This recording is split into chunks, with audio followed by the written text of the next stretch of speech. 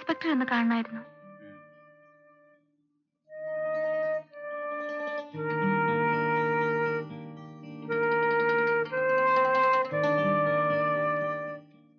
ചെല്ലു.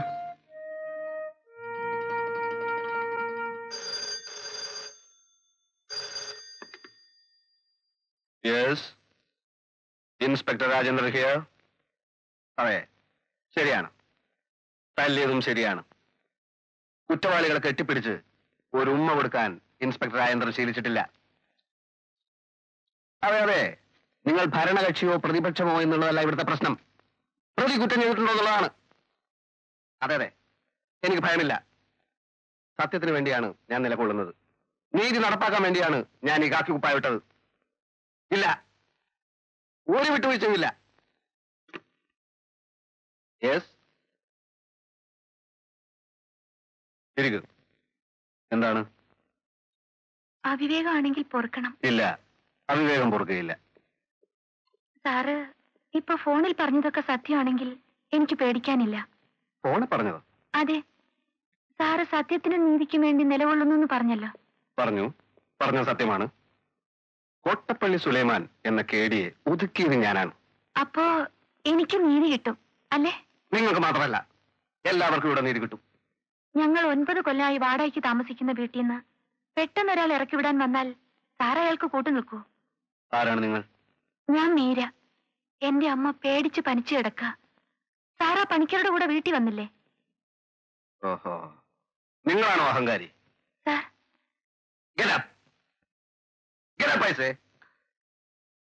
വാടക കൊടുക്കാതെ അയാളുടെ വീട്ടിൽ കയറി താമസിച്ചിട്ട് ഇവിടെ നീതിക്ക് വന്നേക്കുന്നോ? വാടക കൊടുത്തില്ലെന്നോ? ഈ മാസം വരെ വാടക അയച്ചതിന്റെ റെസിപ്റ്റ് എന്റെ കയ്യിലുണ്ട് സാർ. ആര് പറഞ്ഞു?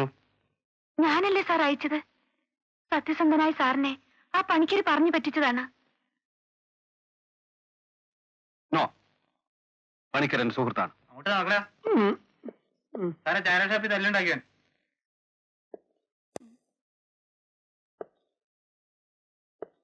ഓഹോ, ഇവനാണോ? അയ്യോ, ഞാനല്ല സാറ്. അയ്യോ,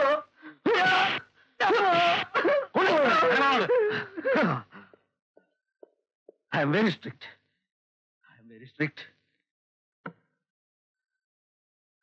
അപ്പൊ വാടക കൊടുത്തു എന്ന് പറയുന്നത് സത്യമാണോ?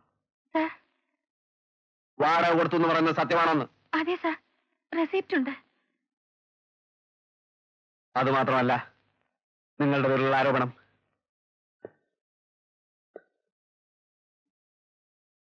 പോലീസ് പുല്ലാണെന്നും സബ് ഇൻസ്പെക്ടർ, അതായത് ഞാൻ, ഒരു കിഴങ്ങനാണെന്നും നിങ്ങൾ പറഞ്ഞില്ലേ? അയ്യോ സാർ. Get out.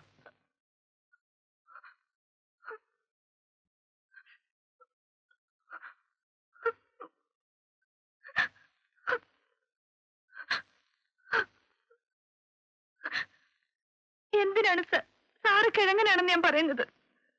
സാറിനെ പറ്റി ഞാൻ എത്ര കേട്ടിരിക്കുന്നു. ആർക്കെങ്കിലും സാറിനെ പറ്റി അങ്ങനെ പറയാൻ പറ്റൂ?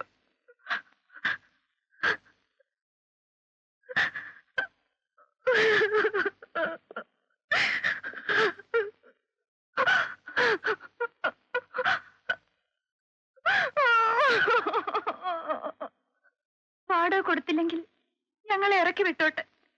കൊടുത്തു എന്ന് തെളിഞ്ഞാൽ ഞങ്ങളെ താമസിക്കാൻ അനുവദിക്കൂ സാർ? അത് സാറല്ലാതെ ഞങ്ങൾക്ക് നീതി തരാൻ മറ്റൊരാളില്ല. ഞാൻ ആലോചിക്കട്ടെ. കരയാതിരിക്കൂ. ആ കണ്ണു തുറക്കൂ കുട്ടി. പോയിക്കോളൂ, കുട്ടിക്ക് നീതി ലഭിച്ചിരിക്കും. ഉറപ്പാണോ സാർ? എസ് ഐ രാജേന്ദ്രനാണ് പറയുന്നത്. പോയിക്കോളൂ. Thank you sir. നിൽക്കൂ.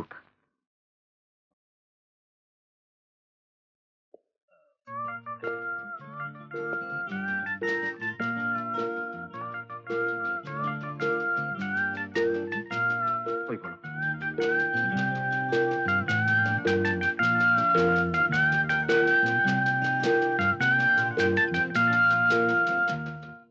പെട്ടെന്ന് ഇങ്ങനെ ഒരു മനം മാറ്റം ഉണ്ടാകാനുള്ള കാരണം എന്താണെന്നാ ഞാൻ ചോദിച്ചത്. അവര് വാടക തരാറില്ലെന്ന് നീ നുണ പറഞ്ഞതല്ലേ? എന്നാരും പറഞ്ഞു? ഞാൻ പോലീസിനെ വിട്ട് അന്വേഷിപ്പിച്ചു.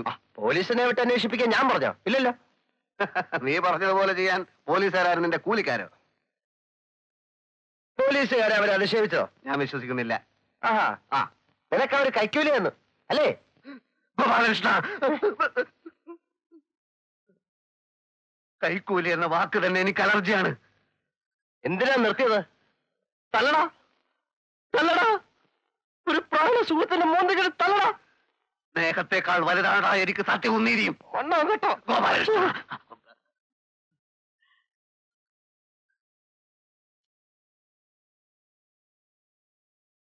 ഈ കാക്കി കുപ്പായം നിന്നെ ഒരു ഭ്രാന്തനാക്കിയടാ, നന്ദി കെട്ടവനാക്കി. രാജേന്ദ്ര, സ്കൂളിൽ പഠിച്ചുകൊണ്ടിരുന്ന കാലത്ത് നിനക്ക് എത്ര പ്രാവശ്യം ഞാൻ ചോറ് വാങ്ങിച്ചു തന്നിട്ടുണ്ടടാ. വെട്ടി ഉരുട്ടി ഉരുട്ടി വിഴുങ്ങിയതൊക്കെ നീ മറന്നു വേണോടാ. നീ അല്പനാണ്. നീ ശപ്പനാണ്. പോടാ. നീ വലിയ എസ് ഐ ആണെന്ന് ഞാൻ നോക്കൂല. അടിച്ച് നിന്റെ മോന്തയുടെ ഷേപ്പ് ഞാൻ മാറ്റും. നിന്റെ സഹായം എനിക്ക് വേണ്ടടാ. നീ കോട്ടപ്പള്ളി സുരേന്ദ്രനെ വേണ്ട പാക്കിയാണല്ലോ. നീ ധൈര്യം കൊണ്ട് എന്നോട് കളിച്ചു നോക്ക്. ഉണ്ട ചോറിന് നന്ദി കാണിക്കാത്ത കൊണാപ്പൻ.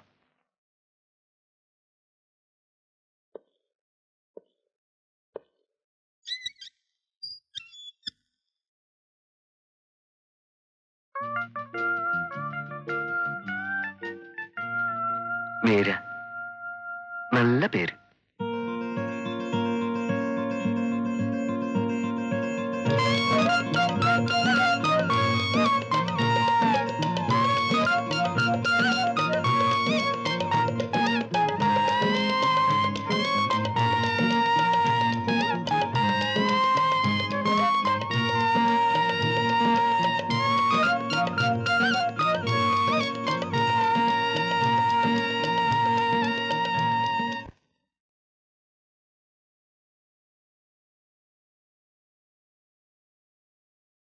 വാടകക്കാർ അവിടെ താമസിക്കാൻ തുടങ്ങിയിട്ട് ഇപ്പൊ എത്ര വർഷമായി? അതൊന്നും ഒരു പ്രശ്നമല്ല സാർ. ഒരു സൂട്ട് ഫയൽ ചെയ്ത് കേസ് നടത്തി വാടകക്കാരെ ഒഴിപ്പിക്കാൻ എനിക്ക് ഉദ്ദേശമില്ല. കേസില്ലെങ്കിൽ പിന്നെ വക്കീലിന്റെ ആവശ്യം എന്താ? ഞാൻ മുഴുവൻ പറയട്ടെ സാറേ. ആ പറയൂ. ഈ പറയുന്ന 9 കൊല്ലം വേണ്ട, ഈ കാലം അത്രയും ഹൗസ് ഓണർ, അതായത് ഞാൻ തന്നെയാണ് മേപ്പടി വീട്ടിൽ താമസിച്ചു വരുന്നത്. ഈയിടെയായി വീട്ടുടമസ്ഥനെ ശല്യപ്പെടുത്തിയും ഭീഷണിപ്പെടുത്തിയും ചില കക്ഷികൾ വീട് കയ്യേറാൻ ശ്രമിച്ചുകൊണ്ടിരിക്കുന്നതിനാൽ അടിയന്തരമായി ഒരു ഉത്തരവ് മുഖേന ഈ കക്ഷികളിൽ നിന്നും വീട്ടുടമസ്ഥനായ ഗോപാലകൃഷ്ണ പണിക്കരെ സംരക്ഷിച്ചു കൊള്ളാൻ താഴ്മയായി അപേക്ഷിച്ചു കൊള്ളുന്നു. ഇങ്ങനെ ഒരു അപേക്ഷ, അതായത് ടെമ്പററി ഇഞ്ചക്ഷൻ, നമ്മൾ കൊടുക്കുന്നു. അതുകൊണ്ട് എന്താ കാര്യം? ഹൗസ് ഓണർ താമസിക്കുന്നത് ഇപ്പൊ അവിടെ അല്ലല്ലോ. ഹൗസ് ഓണർ അവിടേക്ക് താമസം മാറ്റാൻ പോവുകയാണല്ലോ. അത് വാടകക്കാര് സമ്മതിക്കണ്ടേ? അത് ഞാൻ നോക്കിക്കോളാം. ഇത്രയൊക്കെ അറിയാവുന്നത് എനിക്ക് പിന്നെ ഒരു വക്കീലിന്റെ ആവശ്യമൊന്നുമില്ല. അതല്ലെന്നേ, ഇഞ്ചക്ഷൻ അപേക്ഷയ്ക്ക് മുമ്പ് വാടകക്കാരെ ശല്യപ്പെടുത്തി വീട്ടിൽ നിന്ന് പുറത്താക്കാൻ ഞാൻ ശ്രമിക്കും. ആ, അത് വിജയിച്ചാൽ പിന്നെ കേസും കോടതിയൊന്നും വേണ്ടി വരില്ലല്ലോ. എന്നാ പിന്നെ അതിനുശേഷം നമുക്ക് കണ്ടാൽ മതിയല്ലോ. അല്ല വക്കീലേ, അതിലൊരു പ്രശ്നമുണ്ട്. അതിക്രമിച്ചു കിടന്നവൻ ഞാനാണെന്നും പറഞ്ഞ് അവർ പോലീസിൽ കംപ്ലൈന്റ് ചെയ്താൽ പോലീസിന് വേണമെങ്കിൽ എന്നെ ലോക്കപ്പിലാക്കാം. ആ സമയം വക്കീൽ വന്ന് ജാമ്യത്തിൽ ഒന്ന് ഇറക്കി തന്നാ മതി. അമ്പാടാ മിടുക്ക, തന്നെ പോലുള്ള ഒരാളെ തൊടാൻ പോലീസിനും ധൈര്യം ഉണ്ടായിന്ന് വരില്ല.